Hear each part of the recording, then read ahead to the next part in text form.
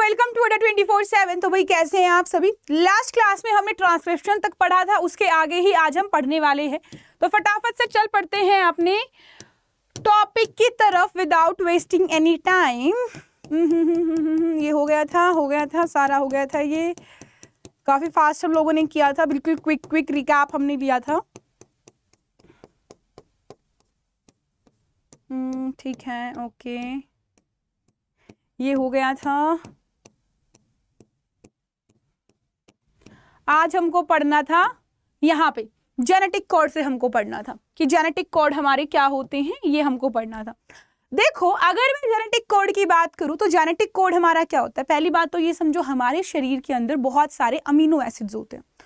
वो amino acids जो कि हमारे शरीर में नहीं बनते हैं, बाहर से हमको लेने पड़ते हैं, उनको हम कहते हैं इसेंशियल।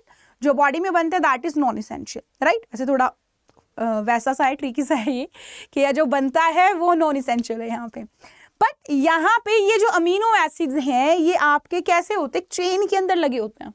और 3 अमीनो एसिड एक प्रोटीन को बनाते हैं और जिसको हम कहते हैं जेनेटिक कोड। और ये हमारे ट्रांसलेशन के अंदर, ट्रांसलेशन एक ऐसी प्रोसेस है जहां पे होगा क्या, जहां पे आरएनए से प्रोटीन बनेगा। ट्रांसलेशन कैसा है भाई, जहां पे आरएनए से प्रोटीन बनेगा। ठीक है, तो एक ऐसी प्रोसेस जो हमारी आरएनए से प्रोटीन बना देगी वो हमारी होती है ट्रांसलेशन। और ट्रांसलेशन के अंदर जेनेटिक कोड की बड़ी अच्छी भूमिका है।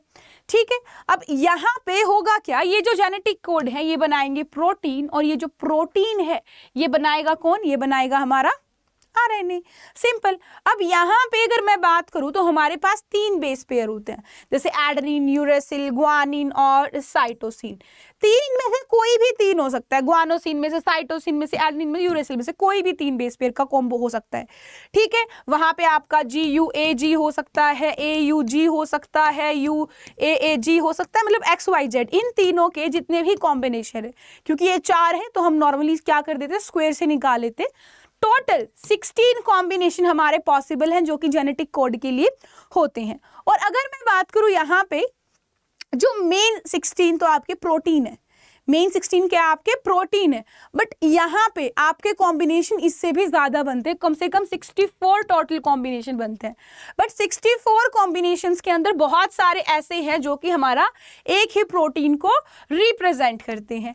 जैसे कि अगर मैं बात करूं तो हमारे पास बहुत सारे अमीनो एसिड्स होते हैं, जैसे ग्लाइसिन, वेलाइन, ल्यूसीन, आयोसीन, प्रोलिन, थियोराइन, राइट। अब cytidine, methionine, phenylalanine, tyrosine, tryptophan, arginine, aspartate, glutamate, asparagine, glutamine, asparagine, ये बहुत सारे हमारे पास होते हैं। अब देखो, आपको यहाँ पे दिख रहा होगा, यहाँ पे आपका फी करके लिखा हुआ है। ठीक है, इट इज फिनाइल एलेनिन। मतलब जरूरी नहीं है कि फिनाइल एलेनिन के लिए आपका UU ही हो, आपका UUC भी हो सकता है। ठीक है, इस तरीके से अगर मैं बात करूं यहाँ पे तो हमारे पास कितने हो जाते हैं, हमारे पास टोटल 64 कॉम्बिनेशन ऐसे बनते हैं जब हम निकालते हैं। और 64 कॉम्बिनेशंस में से बहुत सारे ऐसे कॉम्बिनेशन है जो कि हमारे एक ही प्रोटीन को या फिर एक ही अमीनो एसिड को मैं कहूँ कोड करते हैं। अब यहाँ पे टोटल मैंने कहा 64 बनते हैं, बट 64 में से 3 ऐसे होते हैं जो कि हमारे बड़े ही शानदार होते हैं, जो किसी भी चीज को कोड नहीं करते हैं। 3 ऐसे होते हैं जो किसी भी चीज को कोड नहीं करते हैं, 61 कोड करते हैं। जो 3 किसी भी चीज को कोड नहीं करते हैं उनको हम कहते हैं स्टॉप कोडोन। उनको हम क्या कहते हैं, स्टॉप कोडोन कहते हैं।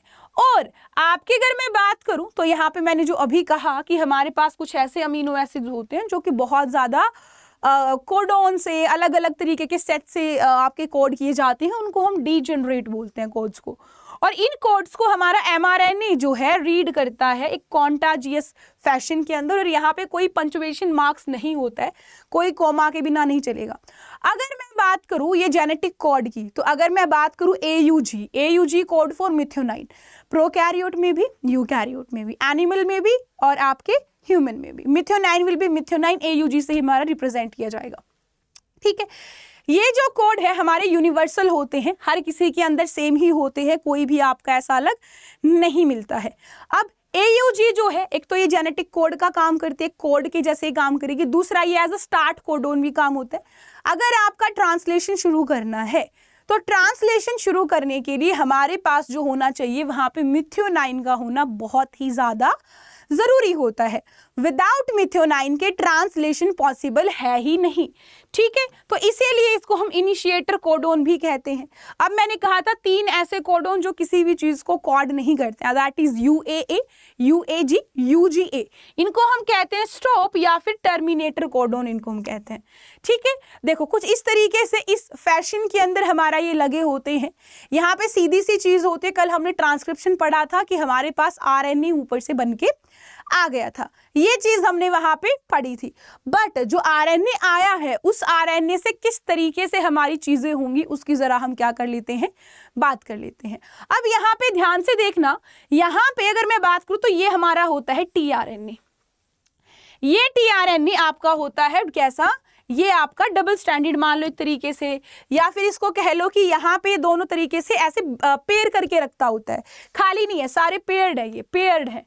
बट यहाँ पे एक छोटा सा पोर्शन होता है, ये वाला जो ये आपका लूप बनाता है, ये आपका अनपेयर्ड पोर्शन होता है। और यहाँ पे जो tRNA होता है, ये tRNA आपके अमीनो एसिड के अकॉर्डिंगली स्पेसिफाइड होता है कि हाँ जी इस अमीनो एसिड को सिर्फ यही tRNA पढ़ पाएगा।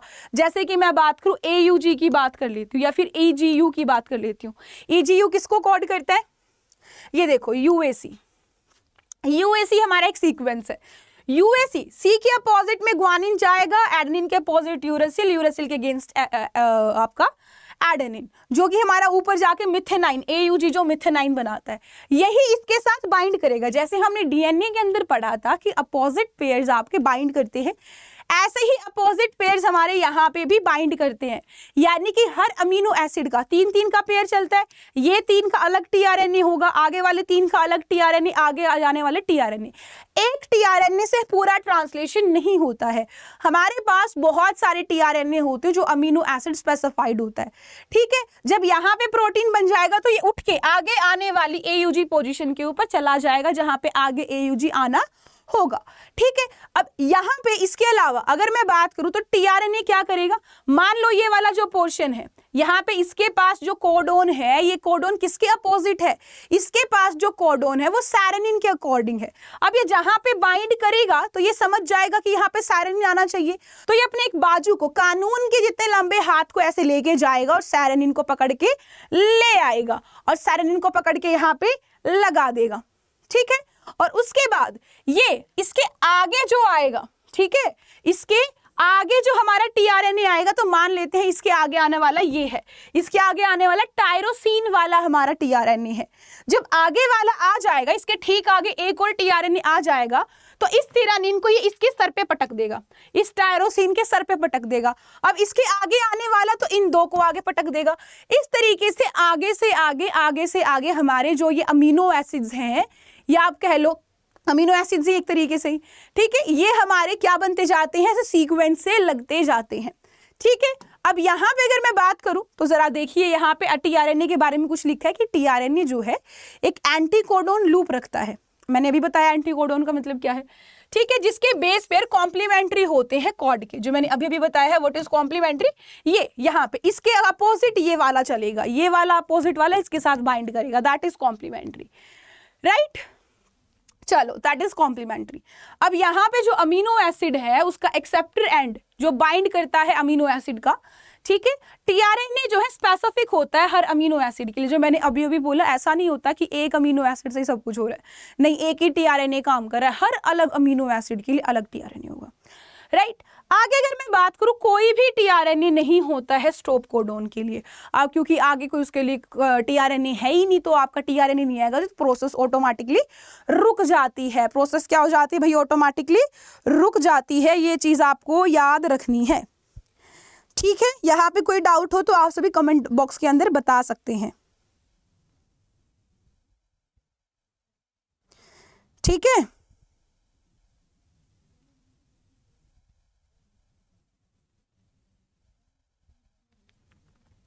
चलिए आगे चलते हैं। अब अगर मैं बात करूं तो टीआरएनए जो हमको दिखता है वो क्लोवर लीफ जैसा लगता है। कई बार हम पढ़ते हैं ना क्लोवर लीफ मॉडल, हमारे पास यहाँ से क्वेश्चन आता है। क्लोवर लीफ मॉडल का मतलब है कि हमारे पास टीआरएनए के बारे में पूछा गया है और इसका एक्चुअल स्ट्रक्चर जो होता है वो एक आपका जैसे एल होता है ना, इन्वर्टेड एल, ऐसा कुछ हमको नजर आता है अगर एक्चुअल हम देखें तो। ठीक है, अब अगर मैं बात करूं ट्रांसलेशन, तो ट्रांसलेशन हमारा क्या होगा, एक ऐसी प्रोसेस जहां पे हमारे अमीनो एसिड से हम क्या बना लेंगे, बहुत सारे अमीनो एसिड को जोड़ेंगे, पेप्टाइड बॉन्ड होगा तो एक आपकी पॉलीपेप्टाइड चेन बन जाएगी, दैट इज ट्रांसलेशन, राइट। अब यहाँ पे जो ऑर्डर है और जो आपका सीक्वेंस है अमीनो एसिड्स का बनने का, वो हमारा डिफाइन करता है एमआरएनए। मान लो ये हमारा एमआरएनए है, अब इस एमआरएनए के अंदर जो सीक्वेंस है, इसी सीक्वेंस के अकॉर्डिंगली यहाँ पे अमीनो एसिड आएंगे और उनके बीच में चेन बनेगी और वैसा ही हमारा प्रोटीन बनेगा। यानी कि जो हमारा आरएनए है उसके अंदर जो आपका सीक्वेंस है, उस सीक्वेंस के ऊपर ही डिपेंड करता है हमारा कि प्रोटीन किस तरीके का होना है, राइट। अब यहाँ पे अगर मैं बात करूं तो ये अमीनो एसिड हम ज्वाइन करते हैं कुछ बॉन्ड से जिसको हम कहते हैं पेप्टाइड बॉन्ड, और पेप्टाइड बॉन्ड के लिए हमको चाहिए होती है एनर्जी। विदाउट एनर्जी नहीं बनते हैं, इसीलिए जो पहला अमीनो एसिड एक्टिवेट किया जाता है या पहला अमीनो एसिड हमारा बनाया जाता है, वहां पे हमको एटीपी की जरूरत पड़ती है, ठीक है। और इसीलिए हम इसको बोलते हैं चार्जिंग ऑफ टीआरएनए। जो प्रोसेस होती है जहां पे एटीपी को लिंक किया जाता है टीआरएनए के साथ, उसको कहते हैं चार्जिंग ऑफ टीआरएनए, राइट, या फिर अमीनो एसिलेशन ऑफ टीआरएनए, ठीक है। यानी कि हमारा जो क्या है भाई टीआरएनए है, उसको मिल गई है एनर्जी। क्या मिल गई है उसको? एनर्जी मिल गई है, ठीक है। अगर मान लो आपके पास दो टीआरएनए चार्ज वाले एक साथ आ जाते हैं तो वहां पे क्या होगा, उनके बीच में जो अमीनो एसिड्स हैं, अमीनो एसिड्स के बीच में पेप्टाइड बॉन्ड की फॉर्मेशन बहुत ही अग्रेसिवली, बहुत ही तगड़े तरीके से होगी, ठीक है। और यहाँ पे अगर मैं बात करूं, अगर आपके पास कैटलिस्ट है तो कैटलिस्ट से ये पेप्टाइड बॉन्ड की फॉर्मेशन और ज्यादा तेज हो जाती है, ठीक है। अब अगर मैं बात करूं आगे, तो हमारे पास इसके ऊपर जब मान लो हमारा टायरोसिन जो है एक तरीके से क्या करता है, हमारा टायरोसिन यहाँ पे जब अमीनो एसिड्स लेके आता है तो मान लो जब इसको ट्रांसफर करेगा तो इसके ऊपर राइबोसोम भी होता है। राइबोसोम इन अमीनो एसिड्स को जोड़ता हुआ चलता है। ये टीआरएनए होगा, अपने वाला अमीनो एसिड आगे वाले के पटक देगा, इसके पास दो हो गए, आगे वाले को दे देगा, उसके पास तीन हो जाएंगे, फिर वो अपने तीनों को आगे चार वालों को दे देगा, चार वाले के पास चार हो गए, वो पांचवें को दे देगा। मतलब ऐसे अमीनो एसिड को फेंकते रहते हैं, अपना किसी दूसरे को देते रहते हैं और पूरी लंबी सी चेन बन जाती है। और क्योंकि टीआरएनए के ऊपर राइबोसोम होता है तो राइबोसोम उन अमीनो एसिड्स के बीच में आरएनए, राइबोसोमल आरएनए जो होता है उनके बीच में क्या करता रहता है, अटैचमेंट करता रहता है, ठीक है। इसीलिए हम कहते हैं कि राइबोसोम जो हमारा होता है प्रोटीन सिंथेसाइज कर रहा है, क्योंकि इसका काम ही यही है आरएनए का कि भैया वो पॉलीपेप्टाइड बॉन्ड बना दे, वो बॉन्ड ही इसकी वजह से बनेगा। टीआरएनए तो खाली रीड कर रहा है। एमआरएनए है, मान लो ये एमआरएनए है, एमआरएनए इसके ऊपर टीआरएनए चल रहा है, क्या चाहिए, लो ले आए, यहाँ पे जो टायरोसिन थे पकड़ के ले आए, बस इतना काम है। अब ये चिपकाना कैसे है, ये चिपकाने का काम राइबोसोम का है, ठीक है। राइबोसोम के अंदर आपका आरएनए होता है और 80 डिफरेंट प्रोटीन होते हैं। और ये जो आपका होता है एक तरीके से मान लो कि एक लार्ज एक सब यूनिट के अंदर भी मौजूद होता है जब भी इनएक्टिव स्टेट में होता है। और अगर मैं बात करूं, राइबोसोम एक तरीके से कैटलिस्ट के जैसे भी काम करता है एक बैक्टीरिया के अंदर जो है एंजाइम राइबोजाइम, ठीक है। 20S rRNA होता है एक बैक्टीरिया के अंदर, वहां पे ये एज ए एंजाइम भी काम करता है, ठीक है, और आपका पेप्टाइड बॉन्ड भी बनाता है। अब सबसे पहले मैंने जो बोला कि ट्रांसलेशन जब होती है तो एमआरएनए के अंदर क्या होती है, जब ट्रांसलेशन होती है तो वहां पे सबसे पहले आपका स्टार्ट कोडोन आएगा, दैट इज AUG वाला आएगा, ठीक है। और जब खत्म करनी होगी तो वहां पे स्टॉप कोडोन आएगा, यानी उसके लिए कोई टीआरएनए नहीं आएगा, यहाँ पे AUG मिथोनाइन वाला हमारा टीआरएनए आएगा, ठीक है। चलिए, अब यहाँ पे कुछ ऐसा पोर्शन भी होता है जहां पे हमारी ट्रांसलेशन नहीं होती है, जो स्टॉप कोडोन वाला पोर्शन है उसको हम कहते हैं अनट्रांसलेटेड रीजन, ठीक है। और अनट्रांसलेटेड रीजन आपके 5 एंड की तरफ होता ही होता है और 3rd एंड की तरफ भी होता ही होता है, स्टॉप कोडॉन से थोड़ा सा पहले। और यहाँ पे अगर मैं बात करूं तो आप अगर चाहो तो ट्रांसलेशन की एक पर्टिकुलर प्रोसेस, पूरी होल ट्रांसक्रिप्शन की प्रोसेस जो मैं आपको दिखा देती हूँ, ठीक है। चलिए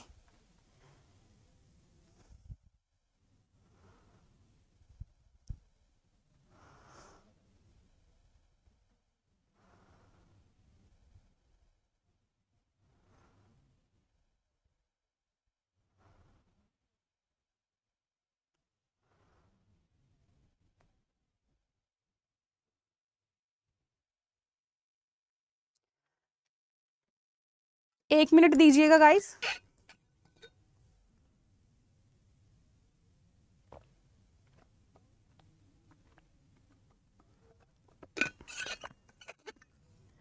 चलिए देख लेते हैं।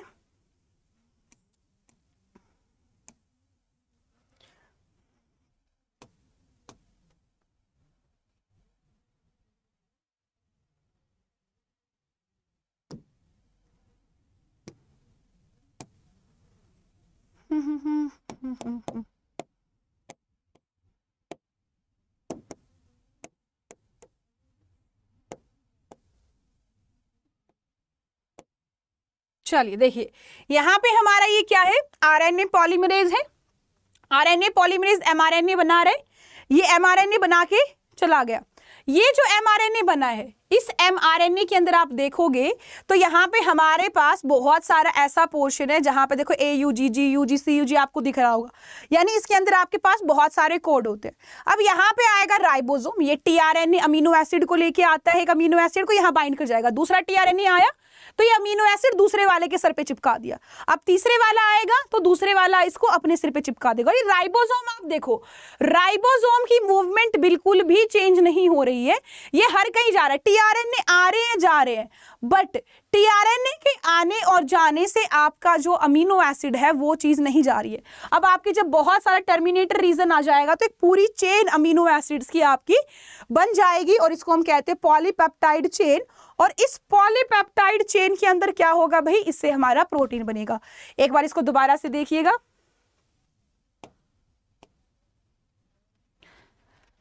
दोबारा देखिए ध्यान से। आरएनए पॉलीमरेज एमआरएनए बना रहे, ये नीचे गिर जाएगा अभी।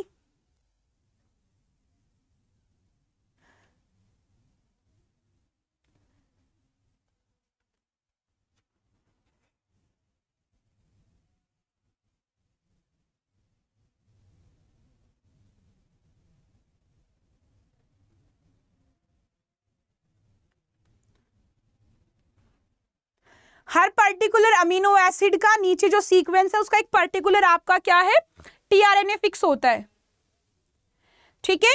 आई hope it is very loud and clear to you all. ये हमारी पूरी चेन बन गई है, जो कि अभी क्योंकि स्टॉप कोडॉन है, यहाँ पे कुछ भी नहीं है, स्टॉप कोडॉन था, ये टीआरएनए है ही नहीं किसी भी चीज के लिए, क्योंकि कोई अमीनो एसिड नहीं था, तो हमारी वहां पे पॉलीपेप्टाइड चेन भाई हमारी बन गई थी, राइट।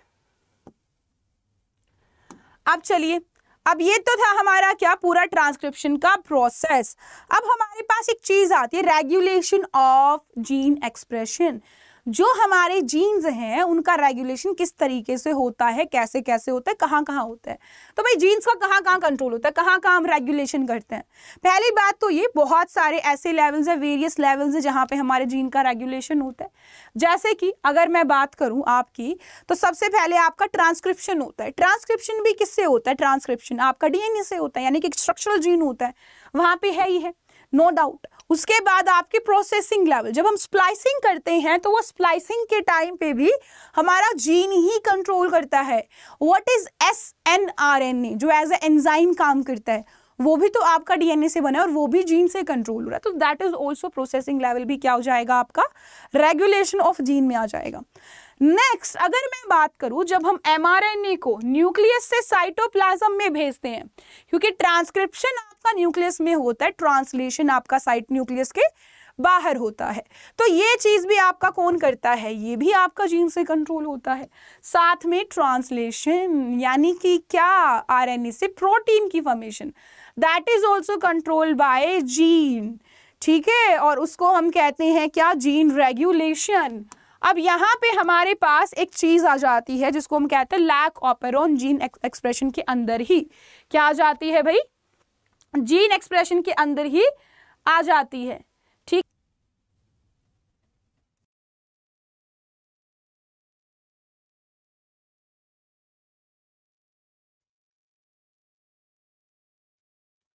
ओके तो हमको यहाँ पे जो अभी करना है वो क्या करना है, हमको अभी पढ़ना है जीन रेगुलेशन के बारे में। तो जरा सा देख लेते हैं जीन रेगुलेशन के अंदर क्या होता है। ठीक है, जीन रेगुलेशन में क्या होगा, आई डोंट थिंक सो आपको ये दिख रहा है सभी को, मैं जो लिख रही हूं यहाँ पे, ये बैकग्राउंड दिख रहा है सबको, थोड़ा लाइट करो ना इसको, मेरे को भी फील हुआ। दैट इज गुड वन ना, तो ये कर देते हैं, चलिए ठीक है।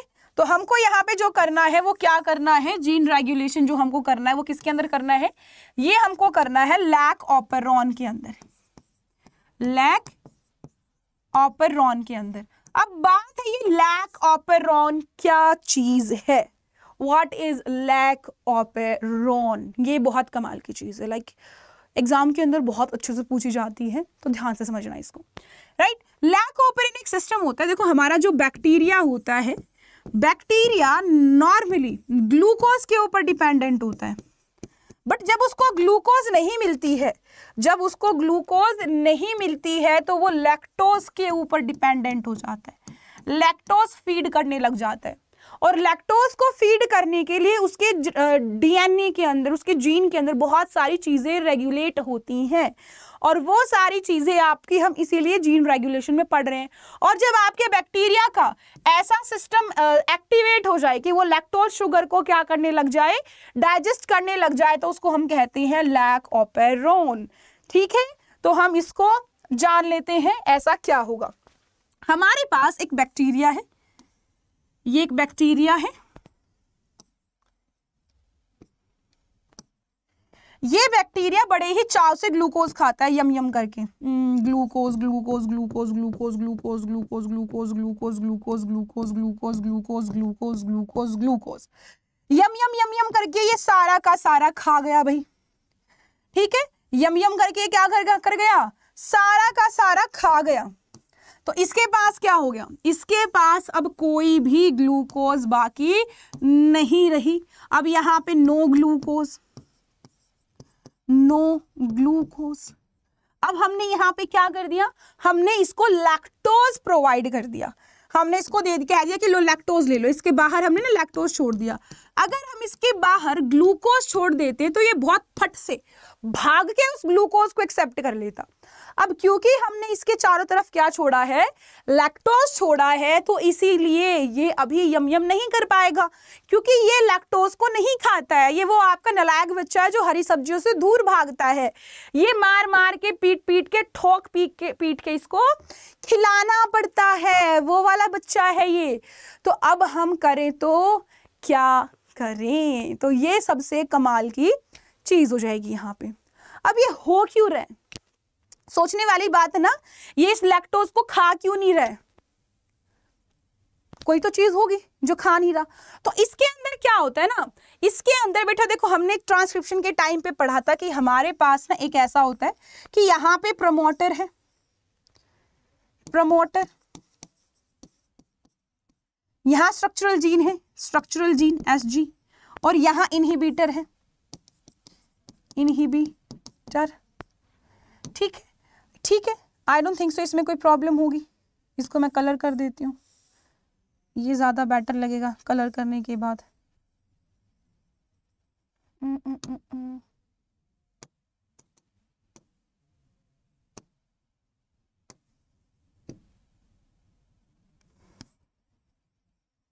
कलर करने दो मुझे, 1 मिनट दो, नहीं तो ये अजीब सा लग रहा है इधर।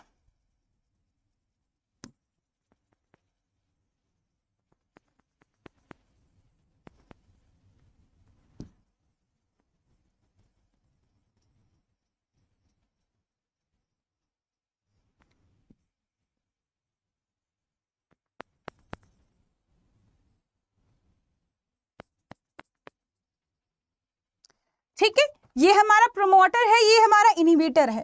अब यहाँ पे जो ये जीन है, ये जीन कोई अकेला जीन तो नहीं है कि यहीं पे जीन होगा, इसके अलावा भी कहीं जीन हो सकता है, क्योंकि ये पॉलीसिस्टोनिक है, बैक्टीरिया है, बैक्टीरिया के अंदर आपके बहुत सारे जीन मिलेंगे।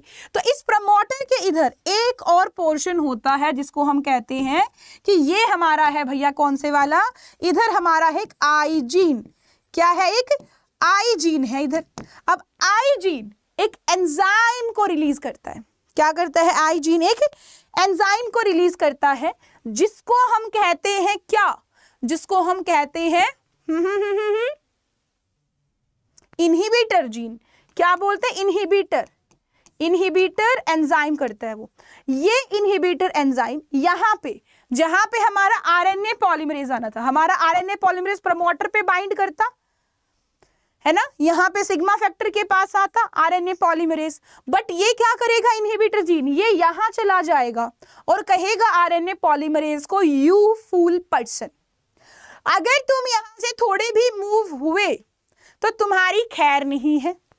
ठीक है, तो बेचारा ये खौफजदा हो जाता है, ये डर जाता है, इनहिबिटर जीन जो है ये इनहिबिटर वाला यहाँ पे लग जाता है, जिसकी वजह से आरएनए पॉलीमरेज काम ही नहीं कर पाता है। बट क्योंकि आरएनए पॉलीमरेज भी तो चाहता है कि भैया वो अपना क्या बनाए, आरएनए बनाए, वो आरएनए बनाने आया है, वो अपना काम करके जाएगा। तो रात को धीमे धीमे मध्यम मध्यम, मतलब कहने को रात में 24/7 थोड़ा थोड़ा थोड़ा थोड़ा छुपा छुपा के क्या करता रहता है, अपना अपना काम करता रहता है। क्या करता रहता है, अपना काम करता रहता है। अब सोचने की बात है, यहाँ पे जो ये हमारा आरएनए काम करेगा, इससे एक्चुअल में होगा क्या, चलो बताओ मुझे, चलो मुझे बताओ क्या होगा क्या। अब इस चीज को थोड़ा समझना ध्यान से। यहां पे जो हमारे पास, यहां पे हमारे पास जो है दो रीजंस हैं, बना लेते हैं। ये आई जीन है यहाँ, ठीक है, इधर हमारा इनहिबिटर है, ये हमारा स्ट्रक्चरल जीन है, और इधर हमारा क्या है, सॉरी प्रमोटर था,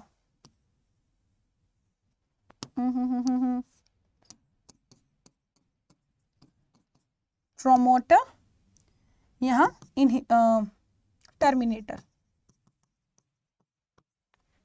ये जो स्ट्रक्चरल जीन है, इसके भी फर्दर ऑन 3 प्रोटीन बनते, क्योंकि आपका मैंने कहा था पॉलीसिस्ट्रोनिक। पॉलीसिस्ट्रोनिक मतलब कि एक सिस्ट्रोन से, एक जीन से बहुत सारे प्रोटीन बनेंगे। तो ये जो स्ट्रक्चरल जीन है, इसके अंदर भी 3 पार्ट होते हैं। एक ये Z होता है शुरू में, Z, Y, A, ये 3 जीन होते हैं। अब इन 3 जीनों का होता है फंक्शन। अच्छा, कोई ऐसा बच्चा है जिसको यहाँ पे इनका फंक्शन मालूम है? अगर किसी को इनका फंक्शन मालूम है तो क्या आप मुझे बता सकते हैं कि इनका फंक्शन क्या होगा? इनका फंक्शन क्या होगा? क्या आप मुझे बता सकते हैं कि ये जो जीन है ये क्या काम करने वाले हैं? एनीवन?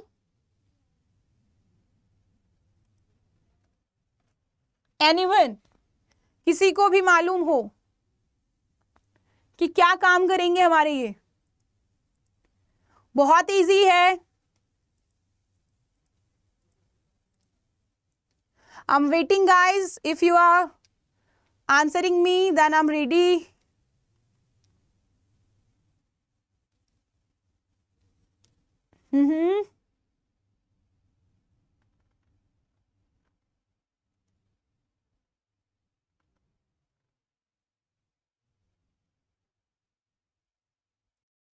तो देखो यहाँ पे होता क्या है, ये जो आपका Z वाला पोर्शन है, ये जो जया वाला पोर्शन है, राइट, ये जो Z वाला है, ये वाला हमारा बनाता है एक एंजाइम जिसको हम कहते हैं बीटा, जिसको हम कहते हैं क्या? Beta glycosidase, galactosidase. Y वाला जो रीजन है ये बनाता है एक एंजाइम जिसको हम कहते हैं परमीएज, और A वाला जो रीजन है ये भी एक एंजाइम बनाता है, बट इसका जो एंजाइम है ये अभी तक ज्यादा मालूम नहीं चला है कि इसका काम क्या होता है। ठीक है, इसका काम अभी मालूम नहीं चला है, जिसको हम कहते हैं ट्रांस एसिटाइलेज। Transacetylase. इसका फंक्शन नहीं मालूम है हमको कि इसका काम क्या होता है, इसका भी फंक्शन मालूम नहीं चला, साइंटिस्ट को भी नहीं मालूम है, तो भाई हम तुम्हारी तो औकात क्या है। परमीज क्या करेगा, परमीज लैक्टोज की एंट्री करा देगा, ठीक है, और बीटा ग्लैक्टोज हाइड्रोलाइज कर देगा, हाइड्रोलाइज कर देगा किसको, हमारे ग्लैक्टोज को, हमारे लैक्टोज को क्या कर देगा, ये हाइड्रोलाइज कर देगा। तो यहाँ पे मान लो कि हमारे पास ये वाला जीन एक्टिव हो जाता है, ये ज़या वाला जीन एक्टिव हो जाता है, तो यहाँ पे हमारे पास चांस है कि हम लैक्टोज को क्या कर पाए, खा पाए, बैक्टीरिया के पास चांस है। बट क्योंकि प्रमोटर के पास यहाँ पे एक रिप्रेसर जीन लगा हुआ है, यहाँ पे एक आपका इनहिबिटर एंजाइम लगा हुआ है, रिप्रेसर एंजाइम बोल लो या फिर उसको इनहिबिटर एंजाइम बोल लो, जो कि इनको ये सारी चीजें नहीं बनने देता। तो अब होगा क्या, यहाँ पे होगा ये कि क्योंकि आपका ये थोड़ा बहुत तो काम करेगा ही, ये एंजाइम को थोड़ा बहुत एक्टिवेट कर देता है आरएनए पॉलीमरेज इधर से ज़या को, ठीक है, और थोड़ा थोड़ा थोड़ा थोड़ा थोड़ा थोड़ा करके हमारा ये तीनों के तीनों एंजाइम थोड़े थोड़े बन जाते हैं। अब हमारे जो बैक्टीरिया है, बैक्टीरिया को बना लेते हैं, इस बैक्टीरिया को बना लेते हैं, ठीक है, बैक्टीरिया के अंदर ये डीएनए है, ठीक है, और इधर आई जीन है, इधर प्रमोटर है, इधर स्ट्रक्चरल जीन है, स्ट्रक्चरल जीन की बजाय मैं ज़या लिख देती हूँ, ज़या, और इधर हमारा टर्मिनेटर है, ठीक है। आई यहाँ पे जो हमारा ये वाला रीजन है, यहाँ पे हमारा इनहिबिटर एंजाइम बैठा है, ठीक है, भले ही यहाँ पे इनहिबिटर एंजाइम बैठा है बट यहाँ पे हमारा आरएनए पॉलीमरेज भी बैठा है, ये थोड़ा थोड़ा थोड़ा थोड़ा एक्टिव बनाएगा, तो थोड़ा सा बीटा ग्लैक्टोसाइडेज है, ग्लैक्टोसाइडेज बन जाता है, थोड़ा सा हमारा परमीएज, ये जो परमीएज एंजाइम है ये यहां जाता है बाहर, बाहर क्या था, बाहर हमारे पास लैक्टोज था, और ये लैक्टोज को कहते हैं कि देखो भाई अंदर तो जो है ना वो आतंक मचा पड़ा है, किसका, आतंक मचा पड़ा है इस चीज का कि हमारे पास यहाँ पे एक दूसरा एंजाइम बैठा है, तो हम अब क्या करें, तो हमको बस इतना सा काम करना है कि आपको भी छुप के आ जाओ, कहते हैं यहाँ पे सिर्फ लड़कियों को एंट्री देते हैं, लड़कों को एंट्री नहीं देते, तो तुम तो लड़के हो तो लड़की बन के आ जाओ, तो ये कहते हैं ठीक है मैं बहरूपिया बन जाता हूँ, मैं लैक्टोज की बजाय एलो लैक्टोज की फॉर्म में आ जाता हूँ। तो परमीएज एंजाइम के बनते ही ये जो एंजाइम है ये हमारा एलो लैक्टोज की फॉर्म में आ जाता है और एंट्री ले लेता है, यानी हमारे पास पहले लैक्टोज था और अब हमारे पास लैक्टोज नहीं है, अब हमारे पास यहाँ पे एलो लैक्टोज है, क्या है अब हमारे पास यहाँ पे एलो लैक्टोज है। अब एलो लैक्टोज क्या करेगा, एलो लैक्टोज जाएगा ऊपर, कहाँ जाएगा, यहाँ पे ऊपर जाएगा, इधर जाएगा वो इस इनहिबिटर एंजाइम के पास और कहेगा कि मैं तुमसे बहुत प्यार करता हूँ, तुम्हारे बिना रह नहीं सकता हूँ या रह नहीं सकती हूँ। तो इनहिबिटर एंजाइम जो हमारा यहाँ पे लगा हुआ है रिप्रेसर वाला, ठीक है, जो हमारे आरएनए पॉलीमरेज को काम नहीं करने दे रहा, वो बहकावे में आ जाएगा और वो हमारे इस एलो लैक्टोज यहाँ से पुकारेगी उसको, एलो लैक्टोज यहाँ से पुकारेगी और उसके पुकारने पे ये दौड़ा इसके साथ जुड़ जाएगा। अब जैसे ही यहाँ से हटा और ये हमारा पूरा का पूरा यहाँ पे आरएनए जो है बन जाएगा। अगर हमारा यहाँ पे आरएनए बन जाता है तो आगे चीजें फर्दर ऑन ऑटोमेटिकली हमारी हो जाती है। तो ये हमारा क्या था, लैक ऑपेरॉन था, जहां पे हमारी जीन रेगुलेशन दिखाई गई कि जीन रेगुलेशन का क्या क्या काम होता है। ठीक है, जीन रेगुलेशन कैसे वर्क करती है। अगर मान लो आपके पास Z है, Y है, A है, उन जीन का पर्टिकुलरली रेगुलेशन होता है एक पर्टिकुलर टाइम पे, कभी भी नहीं होता। अगर हमारे पास ग्लूकोज है तो वो किसी काम की नहीं, अगर लैक्टोज है तो ही हम उस जीन को क्या करेंगे, एक्टिव करेंगे। तो ये चीज हमारी हमको क्या करनी है भाई, ध्यान कर लेनी है, याद कर लेनी है बहुत ही ज्यादा अच्छे तरीके से। सेम चीज यहाँ पे लिखी गई है, रिप्रेसर है, mRNA बना रखा है, रिप्रेसर से हमारा यहाँ पे देखो क्या बन जाएगा, हमारा mRNA बन जाएगा और इस mRNA के बनने से हमारी आगे फर्दर ऑन इसकी ट्रांसक्रिप्शन भी होती है। अदरवाइज नॉर्मल कंडीशन में यहाँ पे एक रिप्रेसर एंजाइम, जिसको हमने इनहिबिटर एंजाइम के नाम से भी जाना, वो आपका रहता है। और जब ये एक्टिव रहता है यहाँ पे तो हमारा ये वाला mRNA बनता है, और जब ये हमारा हट जाता है तो हमारे पास लैक mRNA भी बन जाता है। ये हमारी थी सारी की सारी कहानी। ये हमारी है यहाँ पे यूनिट जो हो गई है पूरी। अब यहाँ पे अगर किसी बच्चे को डाउट हो तो you guys can tell me, otherwise if you enjoyed the session then do not forget to like the session. और ये आपका वन शॉट जो है कंटिन्यू रहेगा। कौन सा चैप्टर आपको पढ़ना है next, you can tell me guys. अभी के लिए गुड बाय।